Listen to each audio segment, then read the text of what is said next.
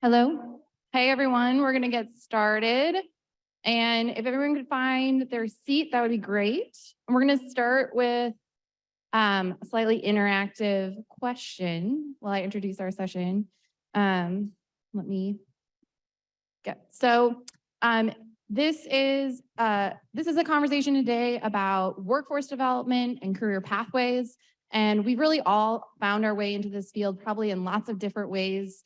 I myself had an internship in college around grants and parks, and that's how I ended up in this field many years later.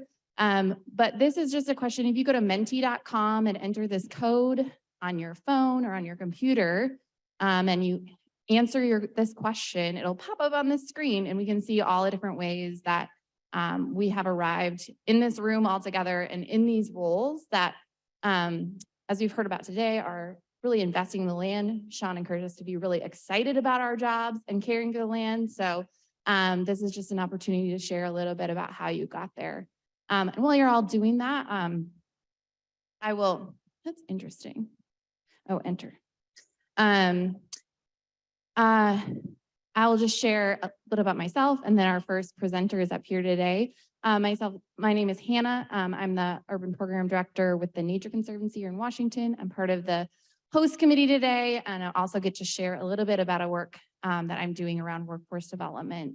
We have 3 different presentations that we're gonna be hearing from today. The first is up is going to be Becca Kettenberg and Nya Cook. And Becca has been a part of the Mountains to Sound Greenway Trust Education Program since 2013. Her program engages 4th to 12th grade students in classroom lessons, field investigations, restoration projects, and career-connected internships. Becca loves helping young people find a personal connection with nature so that they continue to seek opportunities to help protect clean air, water, and land in the Puget Sound region. Nya was part of the 2019 Clean Water Ambassadors intern cohort, and currently she is a second-year student majoring in environmental studies at the University of Washington and an undergrad environmental intern at the King County Solid Waste Division. So we're really excited. Yeah, awesome. And you all can keep answering this question. We'll check back on it later, but I will go back to the presentation.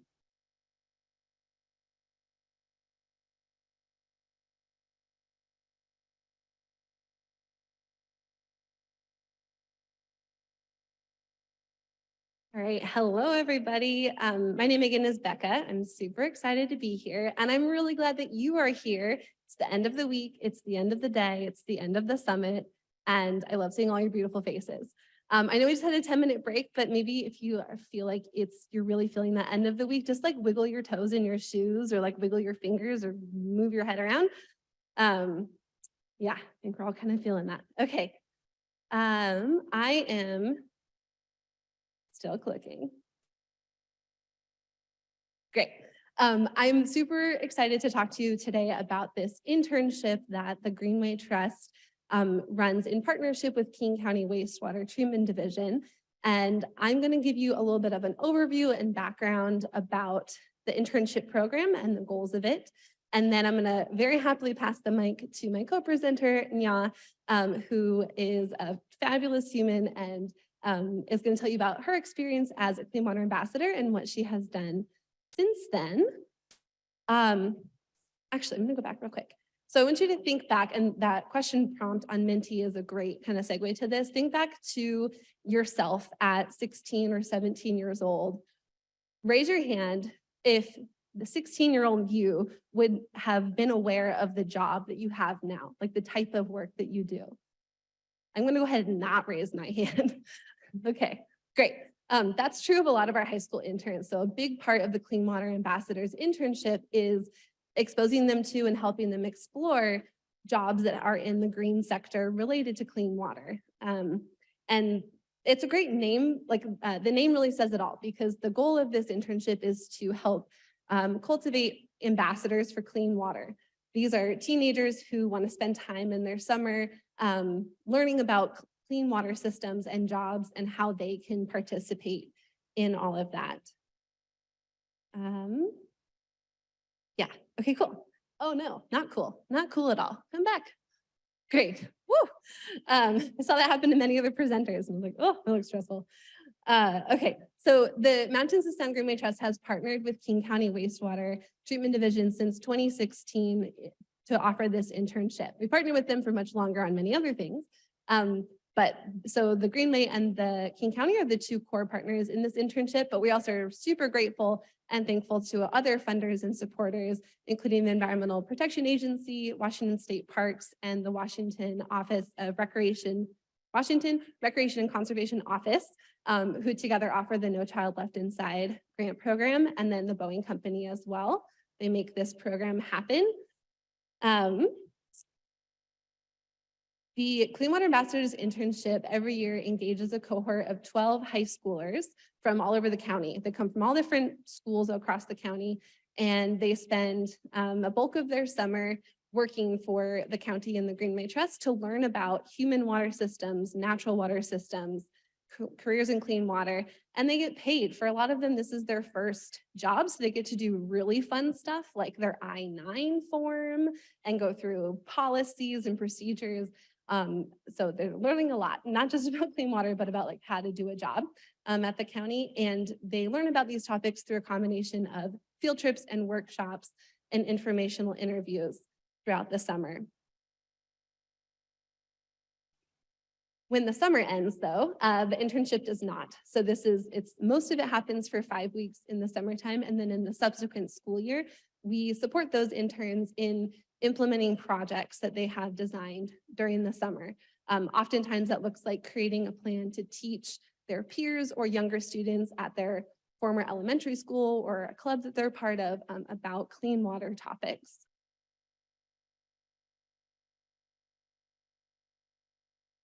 These are the 5 weekly themes for this upcoming summer that we're really excited about. In the first week of the internship, we're helping the group, Storm and Form and Norm, for those, by digging into and learning about kind of grounding ourselves in the people and the place of the Puget Sound region. So examples of some field trips that we go on in the first week are to Nooknoo Lake that was talked about in an earlier panel, the Cedar River watershed to learn where their drinking water comes from. We also do a walking tour through the International District with the Wing Luke Museum and many other things. In the second week, they start to learn, they move from drinking water into wastewater topics, and they tour King County's amazing wastewater treatment plants. If you haven't been to Brightwater or South Plant, highly recommend. If you're worried it's gonna stink, go to Brightwater first, because it doesn't. And then you can go South Plant and see all the inner workings. In the third week, this is the week where the Greenway Trust really kind of shines. We dig into watershed ecology, salmon, stream ecology. The fourth week, we're talking about stormwater solutions and looking at the intersection between stormwater and salmon. And then they wrap it up with final presentations to their peers and people who they've interacted with throughout the internship. The main point I want to say for this slide is that we are really looking for candidates who are new to these topics and new to this kind of work. We don't want someone who's already has been in the environmental club and is done an internship somewhere. We're looking for teens who are kind of going, well, I kind of want to check out this topic and I need a summer job. And ideally this cohort is teens who are new to environmental topics and or are from communities that are underrepresented in environmental careers, which as we know are historically white. And people who are excited to dig in and learn new topics and then turn around and activate their peers and communities to help protect clean water. Oh, that's not my slide. Let's see here. Yeah. So I'll just end by saying that the big goal of this is to help equip and excite teens to activate their peers and communities to help protect clean water. And then someday hold jobs like you, be in this room, be at this table co-presenting about whatever is going on, 10, 20, 15 years from now. So thank you for listening, and I'm going to pass it over to Nya.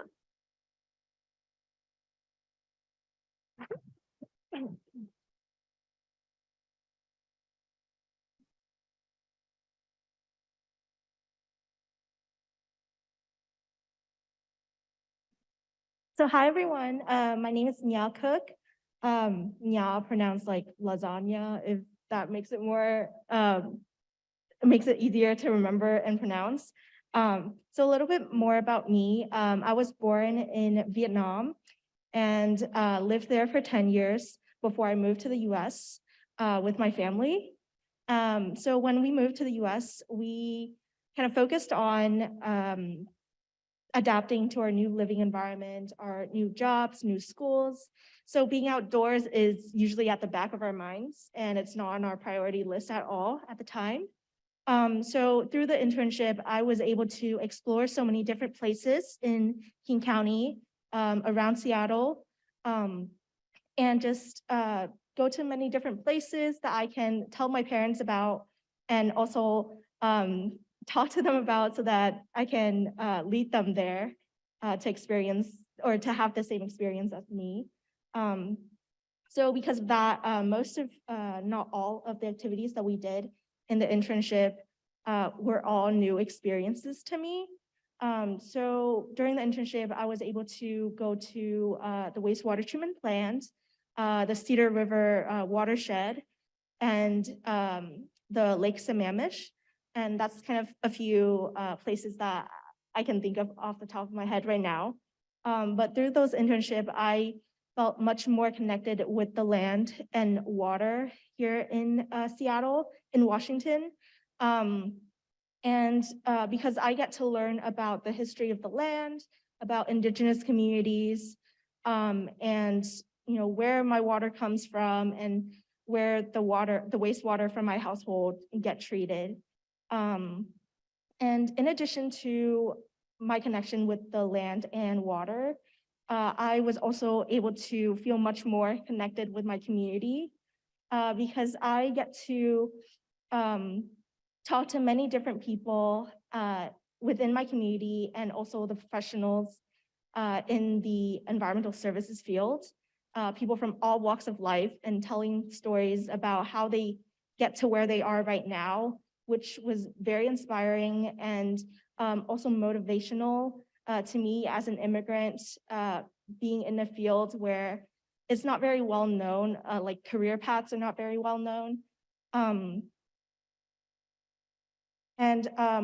The cohort group that I was a part of was also an amazing group that we all came from so many different backgrounds, but we worked so well together. And I came out of the internship with great friendships, and I still keep in touch with a few of them today.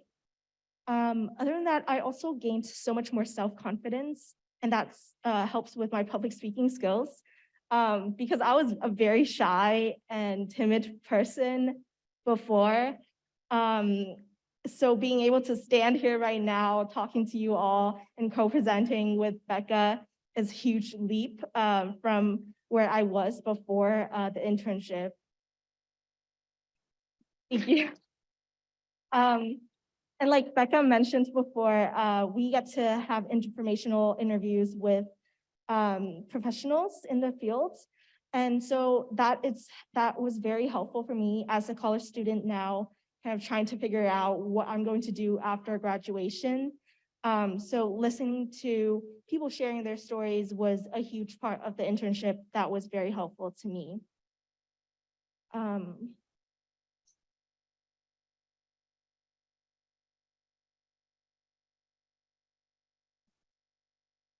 So what did I do after the Clean Water Ambassadors internship ended? First, I restarted the Highland High School Environmental Club, which got discontinued 5 years before I restarted it again. I'm not sure the reason why, but through the club, I was able to share the information that I learned from the internship with the club members, and also share a lot of volunteer opportunities involving restoration works, like pulling or removing invasive species like blackberry with my club members. So it was a very memorable time for me. And then after that, I initiated the Highland High School Solar Panel Project, which kind of started because of an interview I had with a project manager through the Clean Water Ambassadors internship. And she talked about how she helps homeowners install solar panels on their roof. And so I was curious of how would that work if my school were to get solar panels installed? And so the project is done now, and so we fundraised in our community. We got around $12,000 worth of fundraised, and then we got a grant from the Washington State Department of Commerce, about $100,000.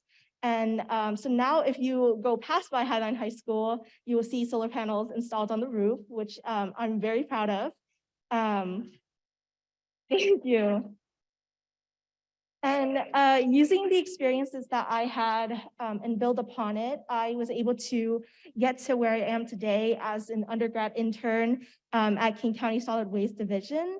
So I support projects such as the RePlus grant. I also worked on ESJ credits, C&D waste, as well as green building. And I'm also currently a Vietnamese community connector, where I work with another Vietnamese community connector in Burien to involve and plan community outreach and discussions to build trust and relationship with Vietnamese people living in Burien and involving them in the city development discussions. So through the internship, I was able to kind of build upon the skills and kind of have opportunities kind of lined up after the internship. So it was all very helpful to me. And so if you know high schoolers right now, please tell them about the Clean Water Ambassadors internship. And thank you.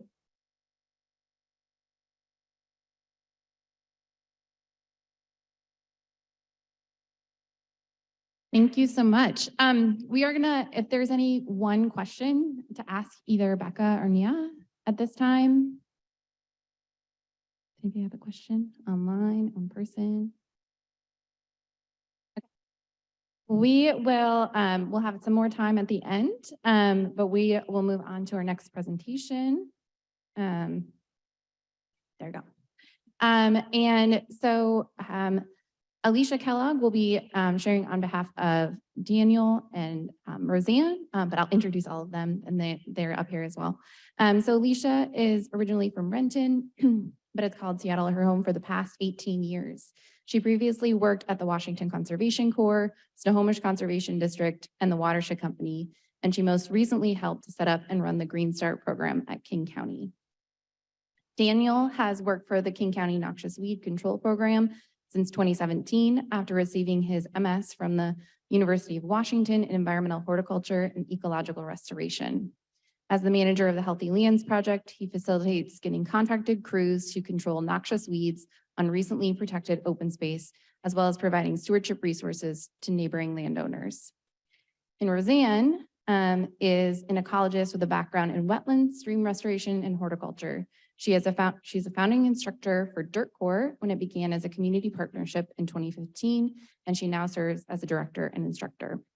So I'll invite Alicia over here.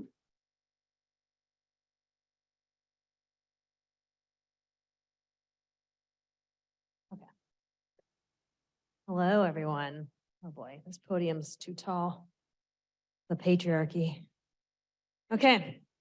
My name is Alicia. I currently work at King County as the new Duwamish River Basin Steward. So some of you here may know me in that capacity, but before I started in this role, just a couple months ago, I worked for King County as the coordinator for the Green Start program, which is what I'm going to talk to you about today. So the Green Start program is a program that is intended to help provide job training to people who are experiencing homelessness and act as a way in towards a career path in ecological restoration. I'm going to get a little bit more into that, but that's just what you need to know kind of off the top. So a little bit of the background of this. Speaking of money and the theme of the summit, there we go. Okay. In 2021, King County was awarded a bunch of money through the American Rescue Plan Act to hire on 400 people into temporary jobs as a way means to get a little bit more job stability and housing stability, and also to get connected with housing services and any other support services they might need. So this is all kind of part of COVID funding. And where we come in is in the jobs part of that program. So it's a little bit confusing, just bear with me, but basically King County, me and Dan represent the King County side through Water and Land Resources Division. We provided all the work sites for this program. And then Dirt Corps, represented by Roseanne, helped provide the staffing and the job training. So it's a partnership between King County and Dirt Corps that really provided the basis of this program. And kind of try to remember this org chart if you can. You don't need to memorize it, but just keep this in mind because I'm going to reference this a little bit later. So this is what the Green Start program is. Work sites, training. So the Green Start program is a program that is all about environmental stewardship, training, and ecological restoration. Most of you here are probably familiar with the fact that there's a lot of opportunity for careers in ecological restoration in this region. There's just a lot of potential to do work, even if you're not doing the boots on the ground work, right? A lot of us here are adjacent to ecological restoration. So some of the issues with that is that the entryways into the career field are often really restricted, right? You might have to come in through an AmeriCorps program that's age restricted, 18 to 25, or you need a degree, which frankly, I think a lot of us know that the degree actually isn't that important to being proficient in these roles.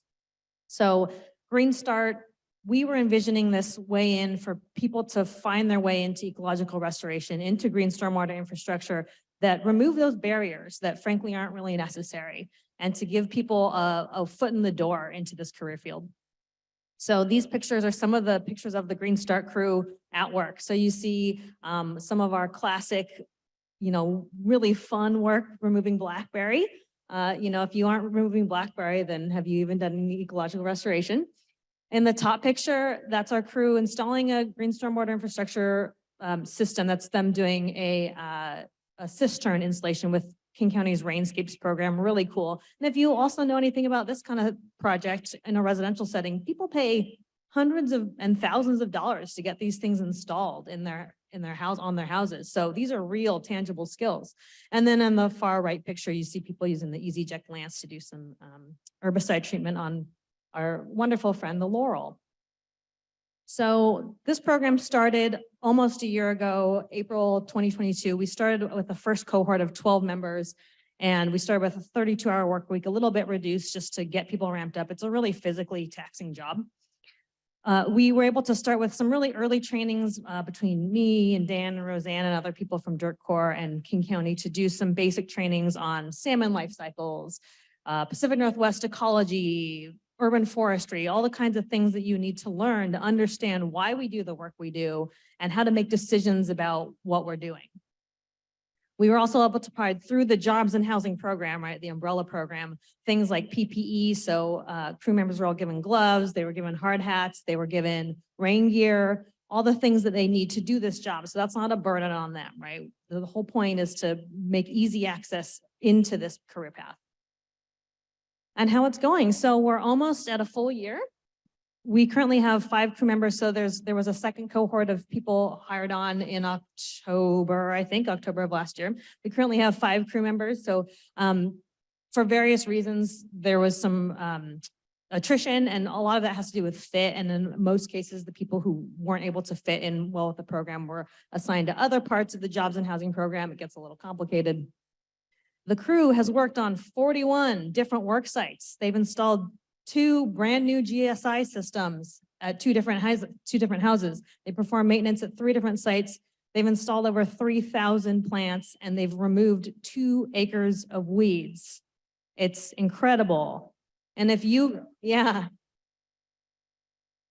the intuition that this is pretty impressive, that is absolutely one of the main successes of this program, is the unbelievable amount of work that's been done. And not only is it a high quantity of work, it's also a high quality of work. So one of the main successes of this program is that these work sites that our crew is working on come from City of Tukwila, City of Kent, City of Auburn, Mid-Sound Fisheries Enhancement Group, kind of all up and down the Green Duwamish corridor.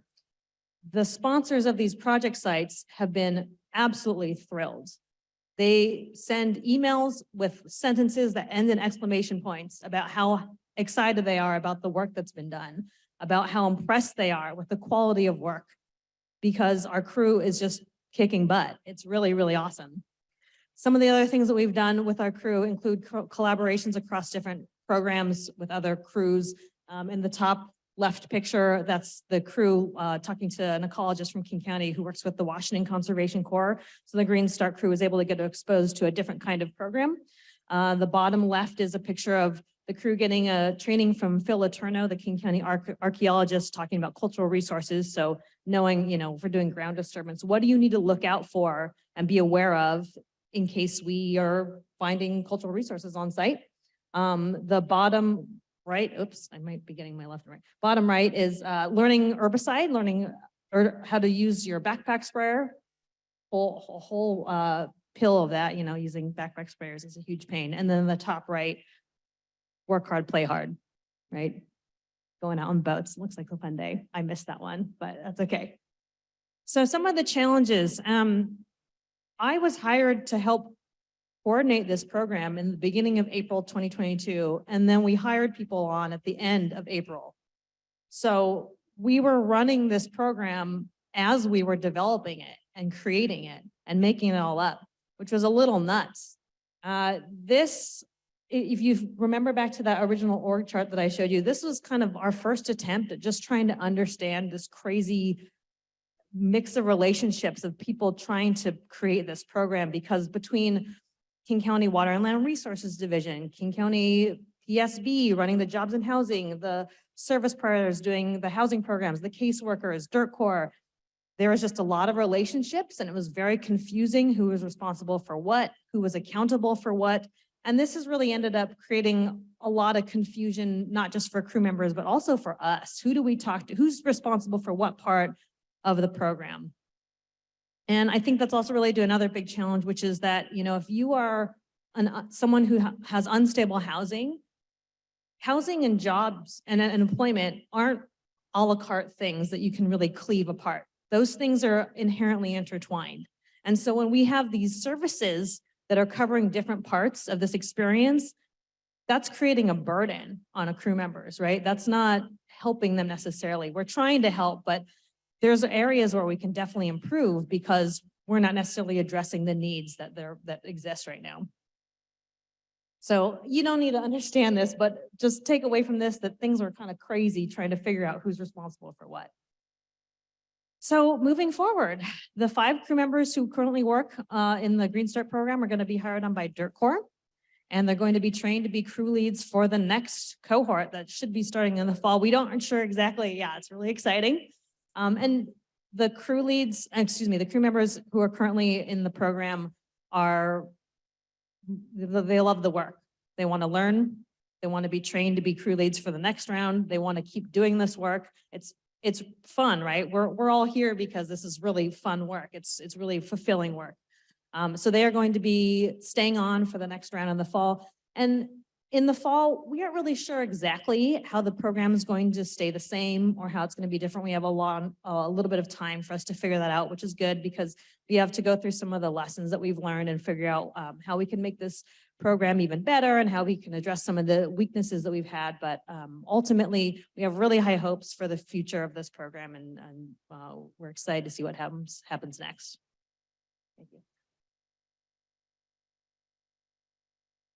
Thank you. Are there any questions for Alicia or for anyone else up here? Otherwise, we'll have questions at the end. If there's any questions immediately. Awesome. Well, thank you, Alicia. I am going to introduce Carrie and then share a little bit about the Workforce Collaborative. So Carrie Simpson is the owner of Urban Systems Design, which was founded in 2009. And through this, she works with both community and municipal utility clients to implement projects that improve the built environment for people and wildlife. Urban Systems Design develops creative, engaging strategies to bring urban sustainability visions into reality through fund development, project management, implementation, and facilitating multi-stakeholder collaborations towards larger local and regional goals. So thanks, Carrie. Yeah. So I have the great privilege of being a convener for the Green Stormwater Infrastructure Workforce Collaborative, and there's many people in this room that are part of that collaborative.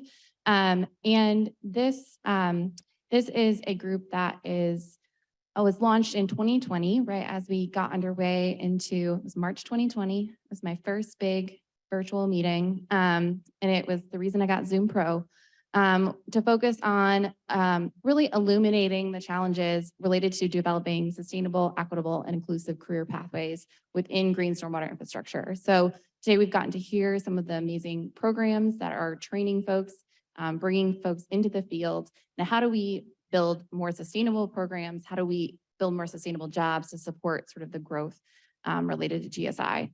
And so this collaborative represents a cross sector of regional perspectives, from academic, nonprofit, conservation district, government, and business representatives, mostly from Central Puget Sound at this point. But as you'll see in a moment, we're really focused on really the South Salish Seas. So anywhere in our region that folks are thinking about workforce development and career pathways. So in the first year, we really focused in on understanding what are the challenges we're really trying to tackle within this field, and came away with this problem statement related to inequitable and unreliable career opportunities.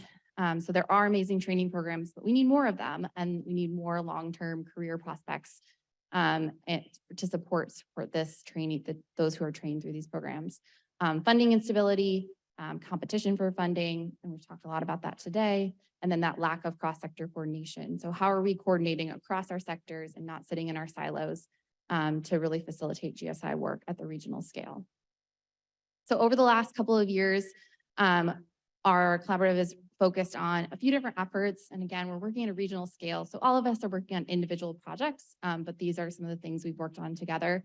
One is really digging into those strengths, challenges, and opportunities, and that's captured in a report that we developed in 2021. Last year, we had the opportunity to develop a charter to really develop a shared understanding of the purpose and process for our work together. And then most recently, we commissioned a report from the Seattle Jobs Initiative to really understand existing pathways within GSI career ecosystem, including training, expected wages, and job growth in the future. And then we established a work plan for the collaborative. So this is the mission and purpose that we developed in our charter. And this, again, is really just to highlight how we're working together. This is what we're working on right now. So one is continuing to dig in to understand what is a GSI career? What do we mean when we say that? It can take lots of different shapes and sizes. We all have different jobs sitting in this room. And so what does that really look? And how do we progress? How can you progress in your career from like first exposure? What kind of trainings and opportunities there are throughout your career? And then we're really focused on taking action from understanding that, and what are some of the gaps in those pieces. We're also exploring a training and pilot program in Pierce County, and looking at how do we sort of build on some of the lessons learned from other training programs and build training opportunities within Pierce County. And then growing the collaborative. Anyone is welcome to join this collaborative. It is not a closed group, and we'll share the website at the end, but this is really an opportunity to have a broad conversation with folks that are interested in solving challenges related to sustainable career development, GSI career exposure, whatever the case may be. And our priorities are set by members of the collaborative as well as the broader community. And one thing I wanted to touch on is around sort of how we're engaging with communities on the ground. And since the beginning, we've really tried to have a broad range of perspectives and engage with communities where we're trying to work and communities that we're trying to impact through this collaborative. And we know we're not like hitting the mark. We're doing, one-on-one conversations, providing opportunities for input, providing compensation, but we know we haven't really figured out how to best hold ourselves accountable to communities' priorities and communities' perspectives. And so right now we're trying to explore, what does a community accountability model look like for this group that is, we meet for a couple hours and discuss challenges. That's not the most thrilling place to be, but we know we need perspectives from everyone. And so what does that model look like? And we're working on that right now. So if that's of interest to you, that's also a conversation we would welcome input on and perspective on. I'm not going to talk about this report, but this report sort of has a ton of information about different careers and looks at urban forestry, habitat, like the intersections of GSI with urban forestry and habitat protection and restoration, as well as these different phases of the GSI life cycle, and then looks at where GSI sits. As Alicia mentioned, we're sort of like GSI adjacent, or careers can look a lot of different ways in GSI. And I'm going to turn over to Carrie to talk about a program that we're just getting started. Is there a mic on that side that works?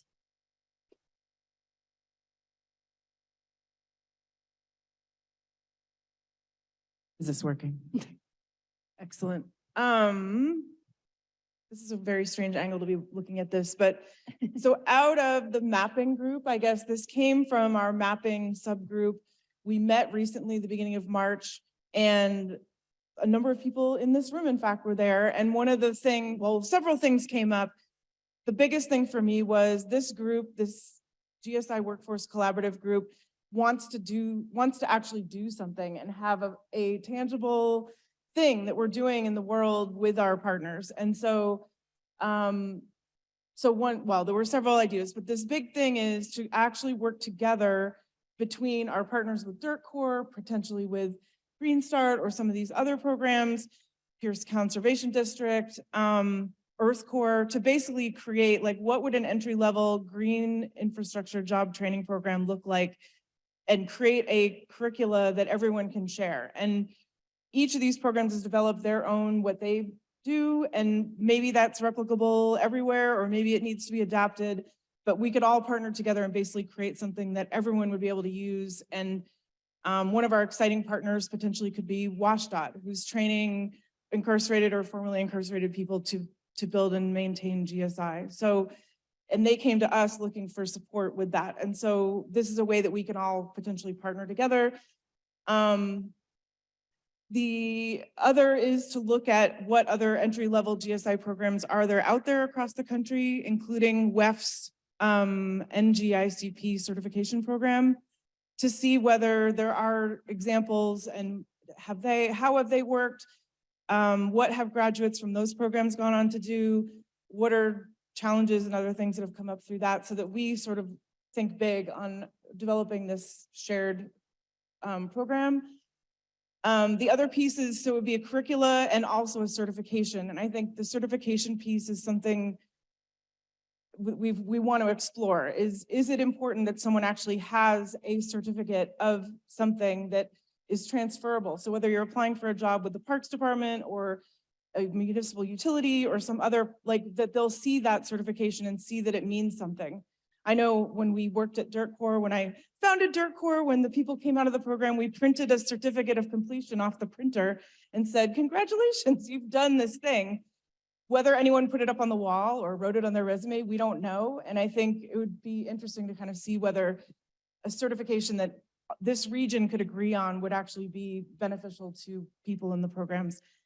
I think the other piece that I've wanted to do is actually talk to people that have come through all these programs, Dirt Corps graduates over the years, Earth Corps graduates, Seattle Conservation Corps, these other programs, and say, hey, 2, 3, 5 years later, how's it going? What job do you have now? Did your time at Earth Corps help you get this job, or how has it helped you advance?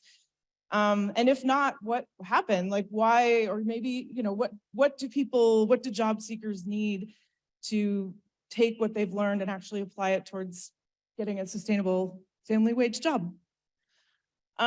So these are projects that we'll be working on, that we're going to be raising money for and collaborating on this year. And again, we welcome people in this room and beyond to get involved with us.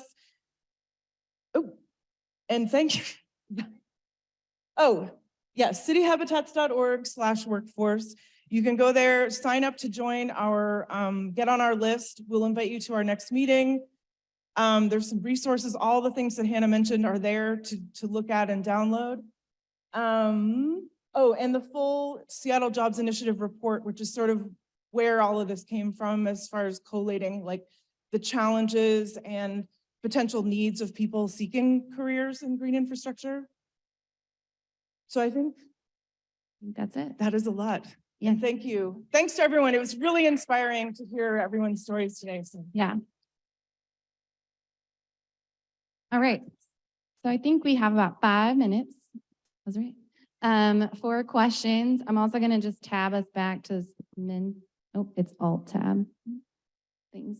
And then you can see other people, how they got to this careers, and we heard about other opportunities. Are there any questions in the room, comments, ideas? Go ahead.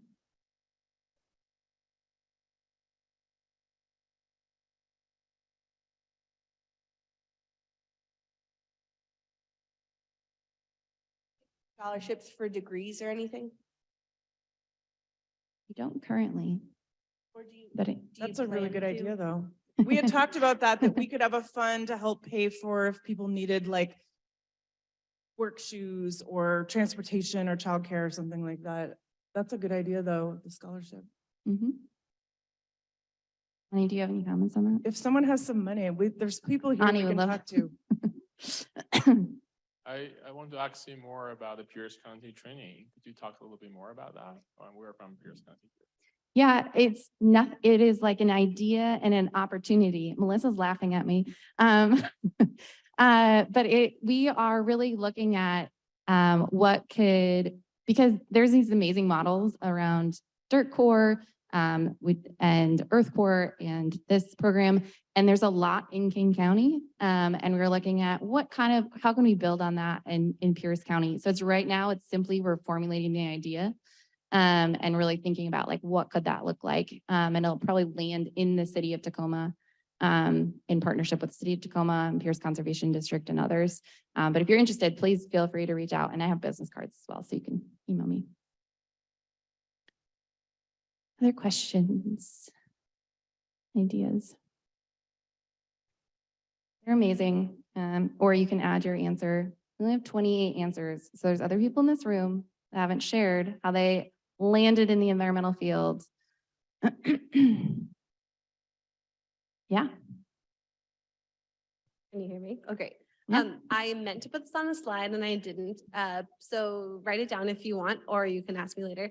On our website, I have a running list of all the paid high school internships and a few things for like recent high school grads, like undergrads, in the Greenway or in the Puget Sound region. So it's MTS, like mountains to sound, mtsgreenway.org/internships.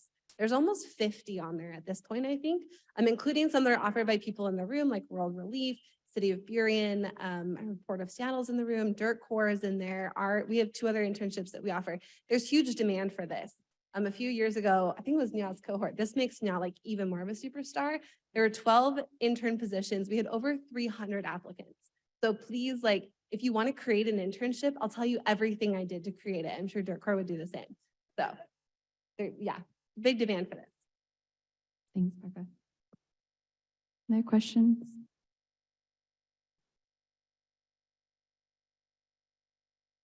I just had a specific question about the compensation. When you say internships, what kind of compensation are people getting?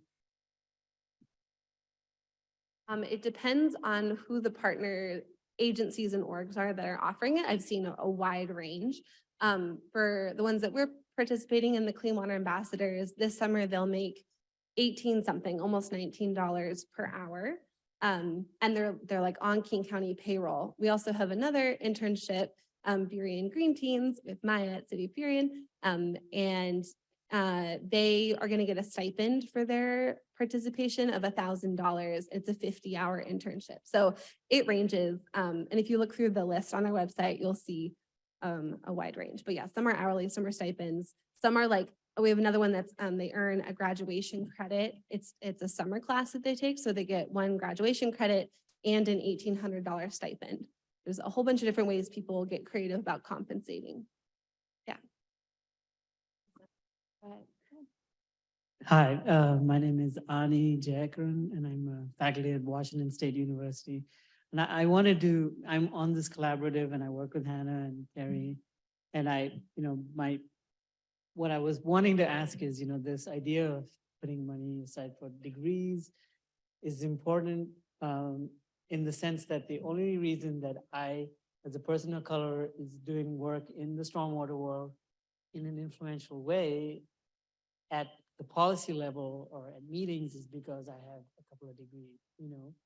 And I won't lie, that is the only way that I'm here. And I don't see that in the cohort of people that I work with, you know, and influencing policy or making new science. And so I think it's, you know, there are certain barriers to getting degrees and, you know, money is certainly one of them. So, let's not forget about that. You know, it's important to create, you know, other levels of like involvement too, but there is also that other, like, there is another avenue too. So I just wanted to plug that.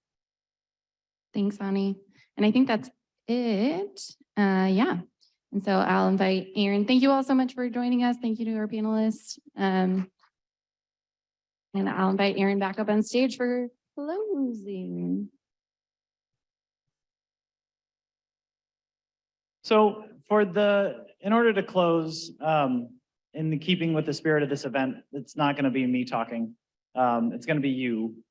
So we have a question. On the back of your agenda that you may have noticed, there was a little blank page that asked you to write down an intention, a hope for the day. And basically we want to ask you, did you meet your intention for today? Or did your intention shift based on today's presentations and connections? And I invite anyone out there to share their thoughts, their feelings, their reflections on that. And we'll, you know, spend a few minutes doing that and then get loud and mingle a little bit.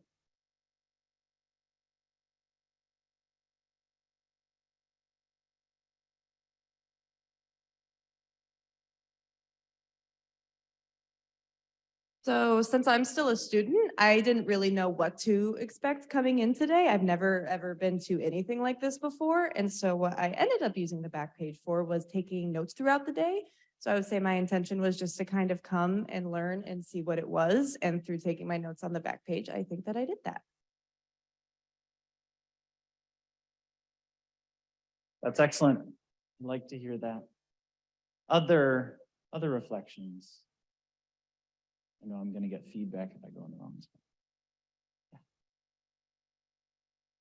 Feel a little like Maury Povich running through the audience. I'm new to Washington, and so I was excited to come and just see what all the local organizations here are doing as far as environmental action surrounding stormwater. And I definitely met that. I feel much more educated and connected.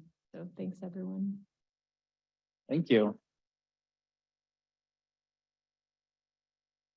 I'm Anna from Soundkeeper, and my intention was to actually see people in person that I always get to see on Zoom and do some networking, which is always something we miss doing.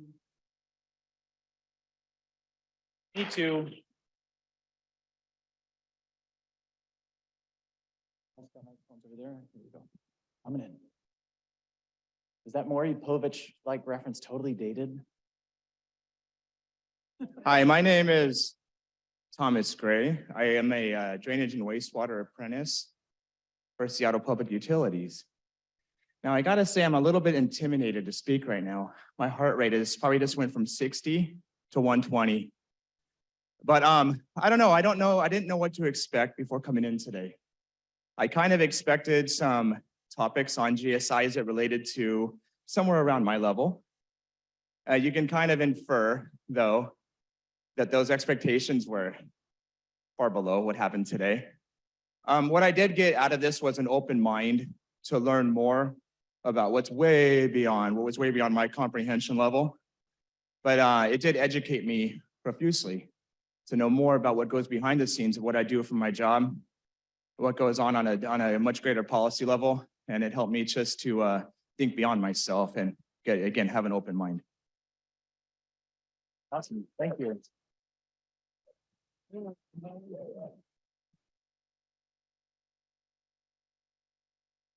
Others? Yeah.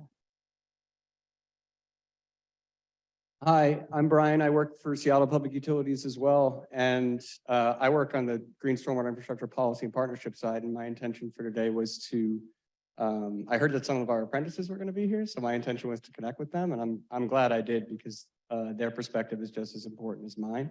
And we move faster and more efficiently, and we do better things and add value together. So I'm appreciative that I got to do that.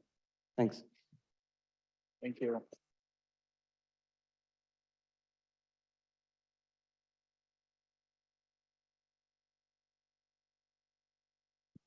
Hi, I'm Kendra. I'm with the Department of Ecology. My intention was to come and learn. I'm relatively new in my position. I just started in October. So I've been with ecology for a long time, but in my position for only a few months. And a lot of this is not directly related to my work itself, but it's interesting to see the collaboration and how everything is interconnected. And I really, really appreciated what Tony Berkson said earlier about our education is teaching us what we've already learned and that we need to stay curious and keep asking questions and connect with everyone else to see how we all fit together and interact together. Thank you.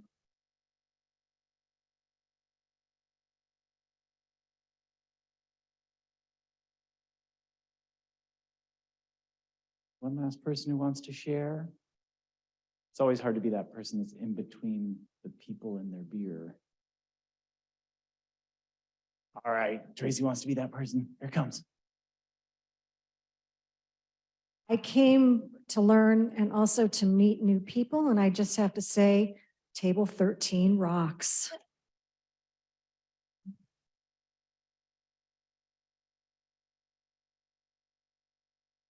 Awesome. All right. Thank you. A huge thank you to everyone who made this possible. That is every single person in this room. A big thanks to, again, our sponsors, to the host committee, to the speakers, the advisory committee, the Stewardship Partners team, the Cascadia Consulting team, Alexa's Catering. I think this is, we've done this 8 times. The last 3 were virtual, but this is my favorite summit of all time. It's been really great to just remember why it was so awesome to get together. This is an amazing community. It is not just one type of person focused on one little thing. This has not been a reductionist time for me. It's been expanding Horizons vision. And I'm really glad to get to share that with all of you. So with that, let's celebrate St. Patrick's Day and have a beer. And thanks everybody for showing up.